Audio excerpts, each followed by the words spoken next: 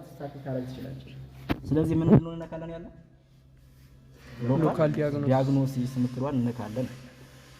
ከዚህ በኋላ ይሄ መኪና ምንድነው ፊያት የምትባል ኢንጂን ነች። እንግዲህ እቺ ፊያት ኮሮላ ምናምን ብዙ አይነት የመኪኖች አይነቶች አሉ። ስለዚህ እሱን በደንብ ማወቅ ይጠይቃል ማለት ነው። ፊያት የምትለዋን ነገር እንመርጣለን። ፊያት እንነካናት። ከዛ እሱን ከነካን በኋላ ልክ ኦኬ ይላል። ወደ ስራ ለመግባት ነው። ኦኬ ትሉታላችሁ። ስለዚህ አንዳንዴ ትግስት ትጠይቃለች። ሪሎድ እያደረገ ስለሆነ የሚያመጣው። ከዛ ምን ይላል እዚህ አውቶማቲክ ሰርች ማኑዋል ሰርች የሚል ነገር አለ። እናንተ ምን ትነካላችሁ? ማኑዋል ሰርች ትነካላችሁ። ከዛ ማኑዋል ሰርች ካረጋችሁ በኋላ ሆነም ፊያት because እቺ ኢንጂን ፊያት ስለሆነች እሷን እንነካላታለን።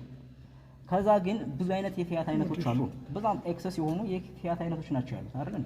አሁን ቶዮታ ይባል እንጂ ብዙ የሆኑ የቶዮታ ምኖች አሉ፣ ሞዴሎች አሉ። ሰው የዚህ ሞዴል ምንድነች? ፑንቶ ኦል የምትባል የፊያት ሞዴል ነች ማለት ነው።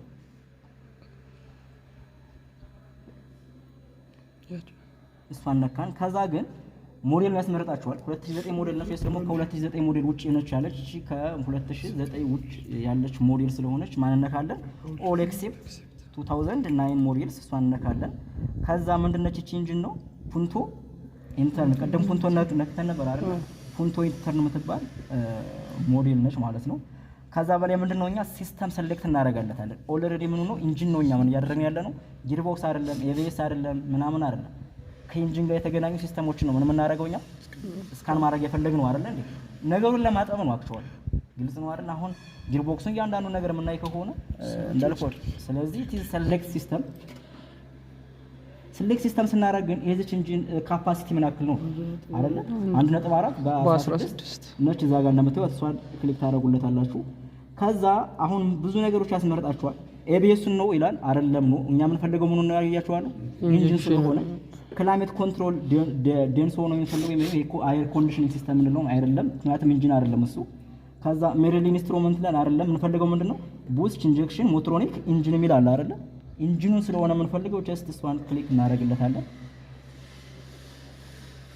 ከዛ ምኑን ነገር አለ it is read code የምንፈልገው ምንድነው እንግዲህ ዲያግኖሲስ ላይ ኮድ ነው የሚያነብልን ማለት ነው።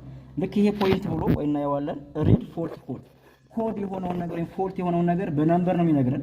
ይሄ ኮድ ደግሞ ምንድነው የሚለውን ነገር አብሮ ይነግረናል። ሶ read ኮድ የሚለውን ክሊክ እናደርጋለን።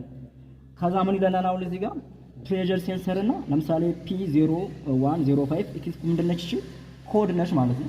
እቺን ኮድ ሄዳችሁ አሁን ጎግል ብታረጉ ብዙ ነገር ስለዚህ ችግር ይነግራችኋል ማለት ነው። እዚህ ጋር ደግሞ